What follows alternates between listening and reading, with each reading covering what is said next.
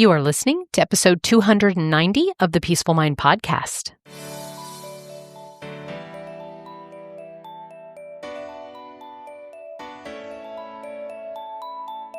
Welcome to the Peaceful Mind Podcast, a place for creating the peace of mind you need to be the best mom you are created by God to be. If you want to bring more balance, more joy, and more peace to your motherhood, this is the place for you.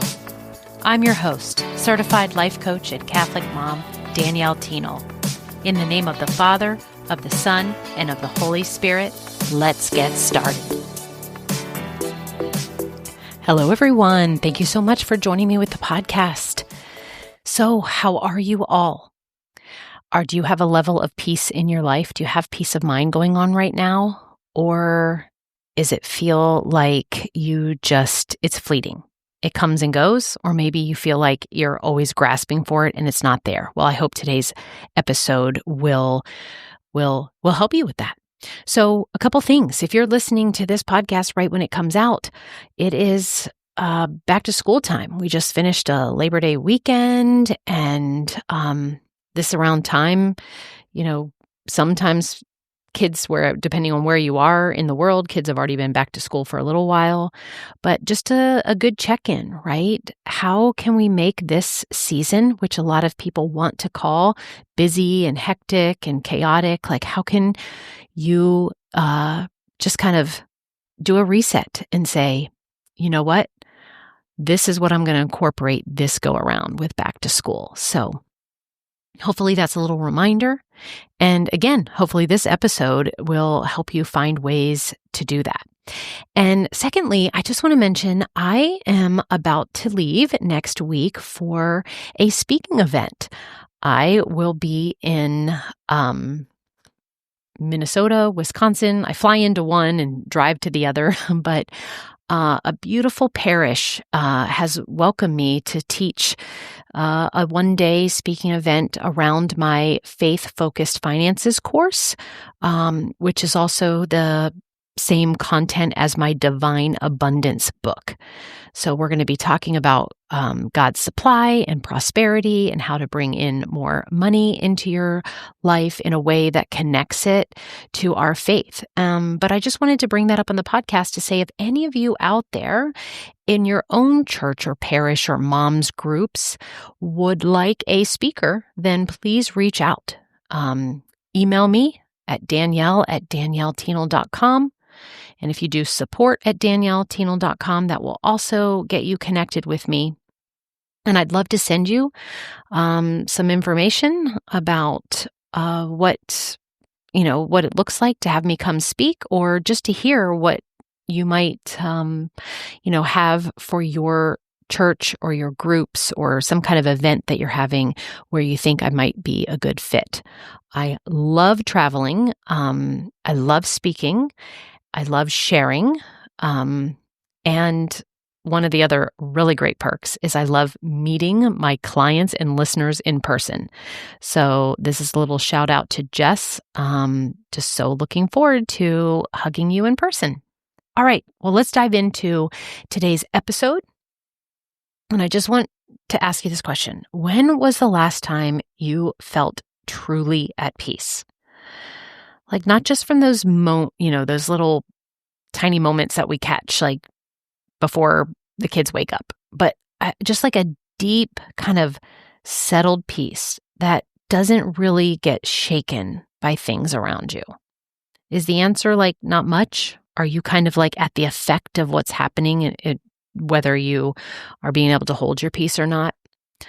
Well, I want to offer today that there are ways. I feel like this is the secret, everyone. And I've broken it down into 3 pillars of how to have consistent inner peace. That's the difference with today's episode that I want you to think about, the consistency of having inner peace in your life. And I know that you can hear that and be like, okay, are you kidding me, Danielle? Like I've got 3 kids, 1 more on the way. I have a to-do list that never ends. I'm in the thick of it.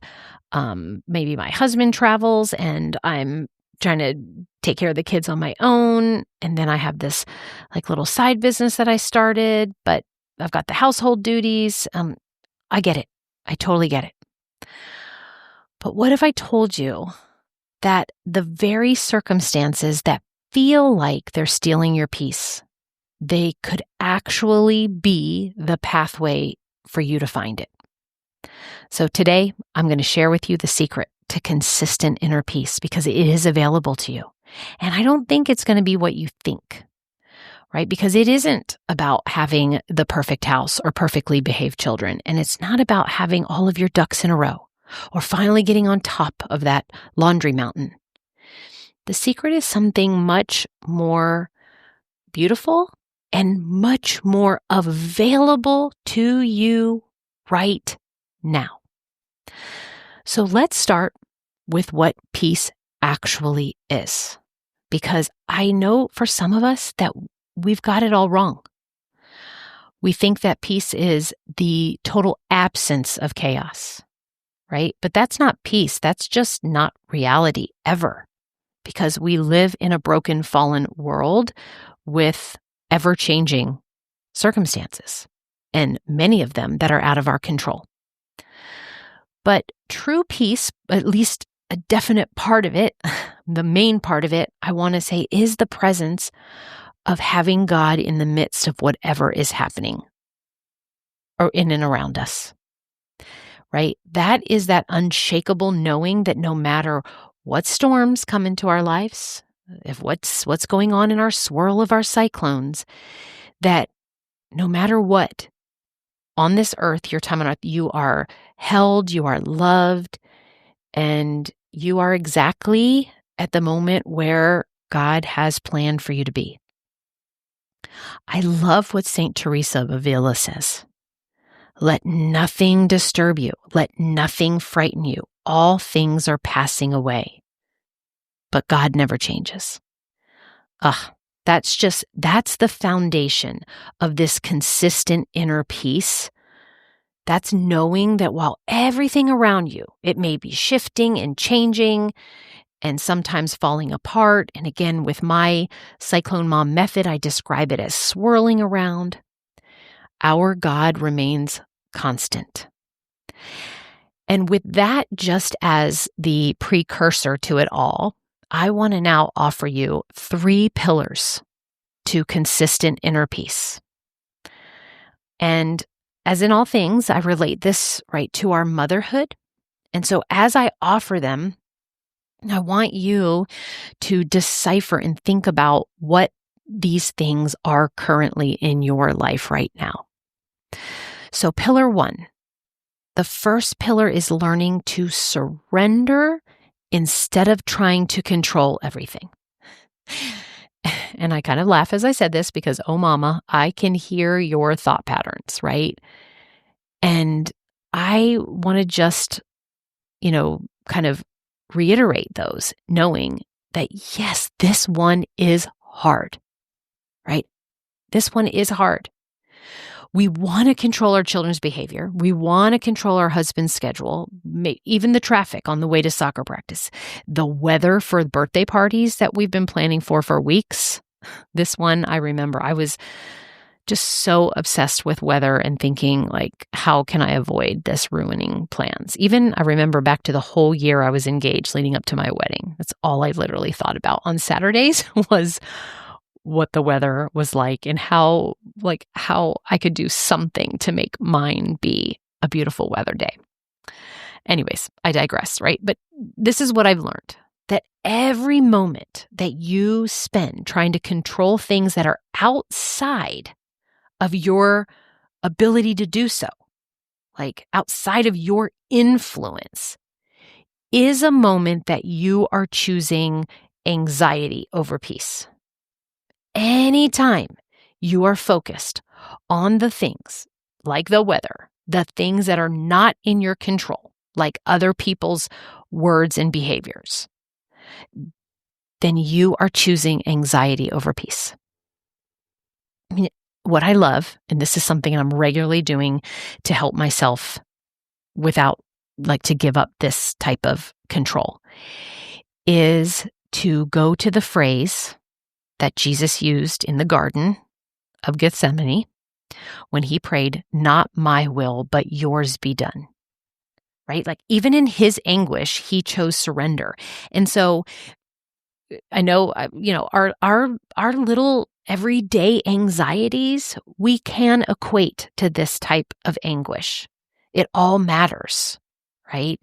We don't want to belittle it by saying, oh, well, the anguish of a dirty sink has no comparison to Jesus in the garden.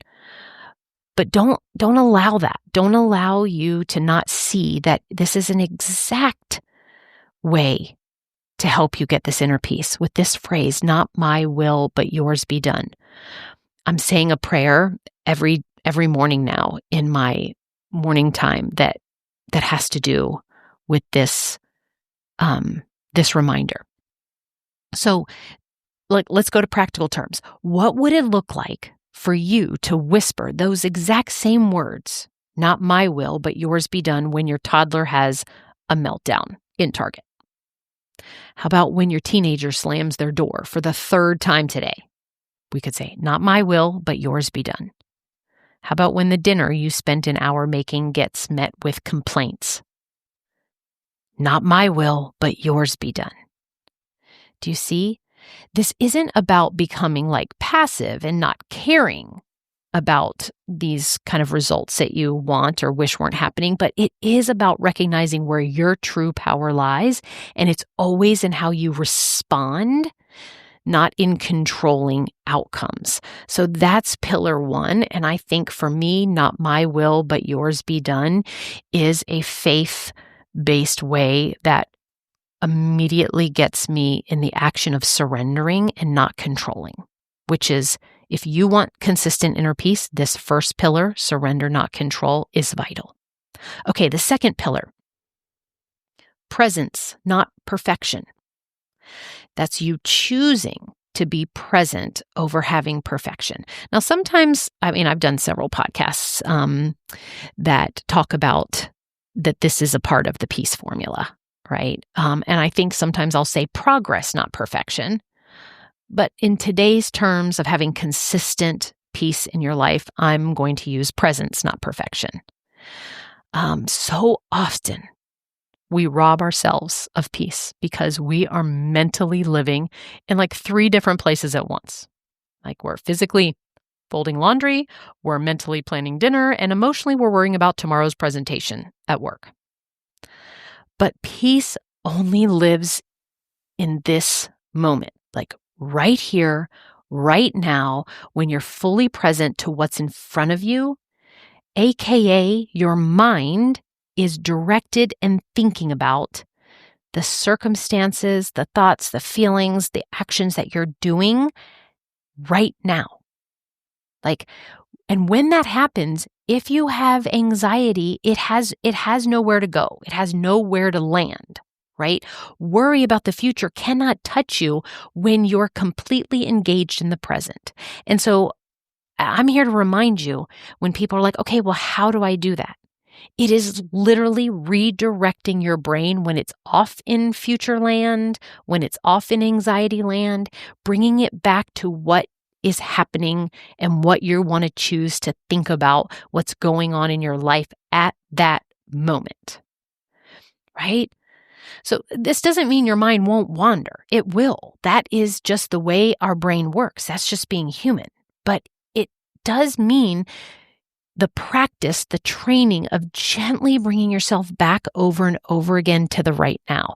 It's what I do with my clients in our sessions, right? Their sessions, in our coaching sessions, I'm getting what I call the download of what's going on in their lives. And oftentimes that is what I distinguish. Okay, well, what was going on last week, and what are you thinking about what happened last week? And then, oh, there's something that's upcoming and you're thinking about the future. But I bring my clients back to, okay, what do we want to think, feel, and start doing or stop doing about it all right now? Because that is always where your power lies, right? So are you finding yourself that when you're reading bedtime stories, you're not even there completely, right? When you're just stirring soup, you can let that be enough. When you're listening to your child tell you about their day, this is giving them the gift of your full attention. Okay, That's pillar number 2, presence, not perfection. And hopefully that I've offered you some, again, I'm always offering reminders, but hopefully I've offered it in a practical way. It's literally just noticing when you're not present and then deciding to think about what's going on in your present moment. Like that's kind of it. Okay. Pillar 3 is to choose grace, not guilt. It's extending grace to yourself instead of drowning in guilt. Because if you hear nothing else from this podcast, let me just get your full attention for this. All my beautiful mamas out there, guilt is peace's greatest enemy. It whispers lies about who you are as a mother, as a wife, as a daughter of God. Guilt tells you that you're not doing enough, not being enough, not loving well enough. But this is your greatest robber of consistent peace. Because, first of all, God's love for you is not based on your performance. Okay, you are beloved not because you pack perfect lunches or never raise your voice or have a Pinterest-worthy home. You are beloved because you are His daughter, period. Because you exist. Okay? And guilt so often tries to steal our peace. Okay? There is now no condemnation for those who are in Christ Jesus. This is what Romans 8:1 says. No condemnation. Not for, putting on a movie or two because you were too tired to be creative, not because you chose frozen pizza for dinner, not for the moment that you locked yourself in the bathroom just to breathe. As a side moment, I know that we do this. I used to do this. Sometimes my coaching clients, they will come to me from their car. They will come to me from their closet. They will come to me with a session in their closet, and I get it. I get why that's happening. All right. So let's just talk about just some practical tools. I always want to leave you in these episodes with okay, if I wanted to carry out these 3 pillars, what would it kind of look like in my daily life? So here's a few suggestions. 1, I call the sacred pause, right? When you feel that tightness in your chest or the overwhelming vibration in your body, like starting to rise, we want to take a couple deep breaths. And I want to offer this quick prayer. I've said this before on the podcast many times because I use it a lot, where we just say, Jesus, I trust in you. We want to know that's enough. It's like, you're never going to find me saying that you need to have time for a full big prayer session, right? This is about taking micro moments to reconnect with peace throughout your day. One of the ways I do that is this will seem so random and out, but right now I'm doing laps in my pool every day. I have all summer. And I'll try and do it up until, the weather really changes. But when I do about 50 laps in my pool. And when I get to number 33, I have created the habit of having a sacred pause. And I pick 33 because that's the age of Jesus dying on the cross. And I take that moment, I hold on, I can see myself, I'm in the deep end at number 33 and I'm holding on. And I take that time to pause, take a couple deep breaths, and then I say, Jesus, I thank you. I do a moment of gratitude. That's how I incorporate the sacred pause into my day. And I want you to know this is helping me be more consistent with inner peace. The second kind of practical action step I can offer you to take is to do what we can call a peace inventory. And that's simply at the end of the day to ask yourself, what stole my peace today and what brought me peace today, and answer it. It's for you to gain awareness of your life, of what actually are the things that steal your peace and what are bringing you peace, right? It's all about awareness first. Maybe you notice that scrolling social media while the kids playing always leaves you feeling a little restless. Maybe you realize that those few minutes you spent watching your baby sleep filled you with deep contentment. I know that's something I truly miss right now. Awareness is the first step.